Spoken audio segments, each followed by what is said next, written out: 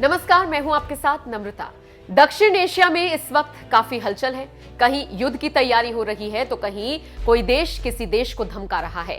इसी बीच भारत के मित्र और पड़ोसी देश से एक बुरी खबर आ रही है। विदेशी मीडिया की माने तो भारत के पड़ोसी देश म्यांमार में राजनीतिक भूचाल आ गया है।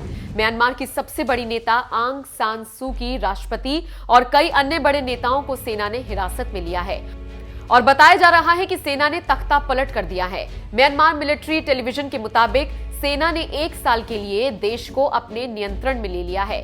खबरों की माने तो सेना ने आंग सान सू की को हाउस अरेस्ट में ले लिया है। इसके साथ ही साथ म्यांमार की राजधानी नामपेन में संचार के सभी साधनों पर बैन लगा दिया गया है, जैसे कि फोन और इंटरनेट सर्विस को अगले आदेश तक के लिए बंद कर दिया गया है और आंग सान सू की party national league democracy party के एक्सेस को भी खत्म कर दिया है। इसके साथ राष्ट्रपति विन म्यांत को हिरासत में लिया गया है। यहां पर एक जानकारी और आपको देते चलें कि पिछले साल के चुनाव के बाद म्यांमार के सांसद राजधानी नेपिता में संसद के पहले सत्र के लिए सोमवार को एकत्रित होने वाले थे। हालांकि सेना के हालिया बयानों में सैन्य तख्ता पलट की आशंका दिख रही थी।